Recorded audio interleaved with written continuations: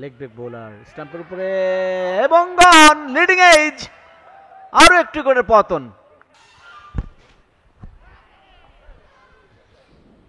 Inside edge, একটি run. Moin খান গতকালকে অবশ্য তিনি ৮ ওভার বল করেছিলেন, আজকে তার সেকেন্ড ওভার।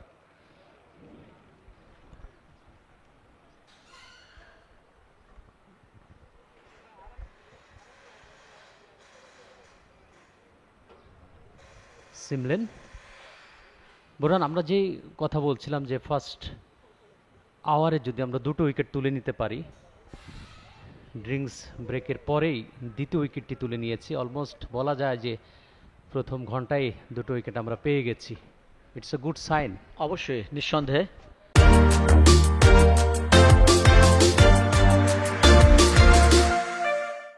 এটা সফলতায় আমি বলবো আজকের দিনের অর্থাৎ দ্বিতীয় দিনের প্রথম সকালটা বাংলাদেশের দিকে তাকিয়েছে।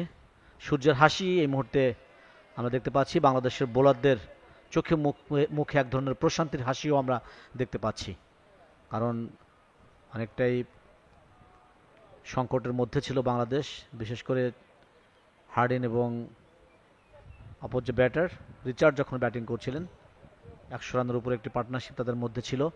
সে সময় শঙ্কিত ছিল বাংলাদেশের খেলোয়াড়েরা। স্টাম্পের মধ্যে আবারও ডেথ ব্যাট, রান পাবেন না সিমলেন। ভালো বোলিংও তিনি করতে পারেন, অলরাউন্ডার একজন। মঈন খান তিনি লেগ ব্রেক বোলার স্টাম্পের উপরে এবং গন লিডিং এজ, আরো একটি করে পতন।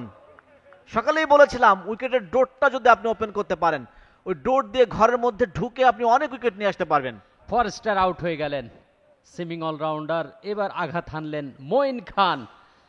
ওভারের চতুর্থ বলেই ফরেস্টার উইকেটটি, চমৎকার একটা ডেলিভারি, ডিফেন্ড করেছিলেন কিন্তু সেটি লিডিং এজ হয়ে যায় শর্ট মিড অন অঞ্চলে। দারুণ একটা ক্যাচ, সহজ ক্যাচ বলবো। সামনের দিকে শরীরটাকে মানে একেবারে ছেড়ে দিয়ে ঝুঁকে শেষ পর্যন্ত তিনি এই পুশটা করেছিলেন। লিডিং এজ হয়ে গিয়েছিল, কন্ট্রোল ছিল না শরীরের উপরে, ব্যাটের উপরে। ব্যাটের হ্যান্ডেলটাও কিন্তু একটু নড়বড়ে ছিল। শেষ পর্যন্ত লিডিং এজ মিসকিউড হয়ে বল চলে যায় ফিল্ডারের হাতে।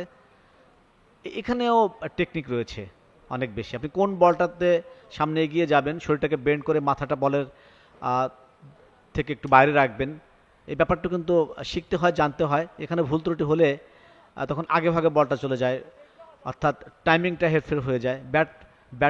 ব্যাট যতক্ষণে বলের লাইনে যায় তার আগেই কিন্তু বলটা এসে ব্যাটের কোনো একটু জায়গায় লেগে শেষ পর্যন্ত আপিস হয়ে ফিল্ডারদের হাতে যাওয়ার সম্ভাবনা ক্রিয়েট হয়। তখনই আমরা বলি লিডিং এজ, মিসকিউড হয়ে যায়। এবং এরকম ব্যাপারটি ঘটলো।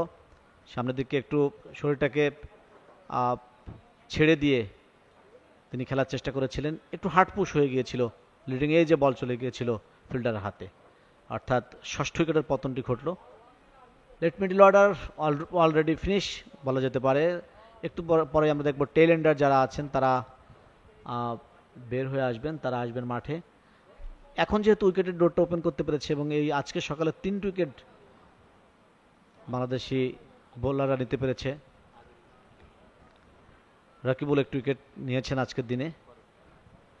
মাঝখানে তার উইকেট সংখ্যা এই মুহূর্তে অ্যান্ডেল মগাকান, নতুন ব্যাটার, 24 ম্যাচে 229 রান, 50 তার সেরা ইনিংস, 19 গড়, একটি মাত্র 50 তার ক্যারিয়ারে। He can bat also.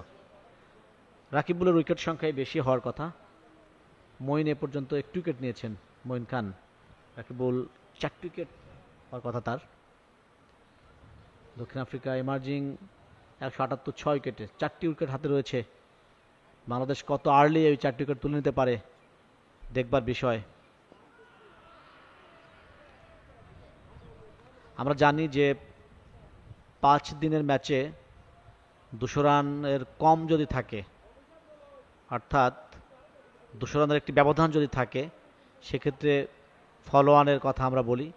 200 run বা 200 রানের বেশি যখন থাকে, 4 দিনে সেটা 150-তে গিয়ে দাঁড়ায়। এখন 178 অর্থাৎ ফলো অনটা কিন্তু অলরেডি অ্যাভয়েড করতে পেরেছে। অবশ্যই বলার জন্য বলা, 4টি উইকেট হাতে এখনও রয়েছে, তারা এটাকে অ্যাভয়েড করে আরও এগিয়ে যাবে নিঃসন্দেহে। ফরেস্টার আউট হননি, তিনি আছেন আনবিটেন 1 রান করে 11 বল থেকে। For more updates, subscribe to our YouTube channel and click on the bell icon. Follow us on Facebook and Instagram. Download T-Sports app to enjoy exciting games and highlights. Visit tsports.com.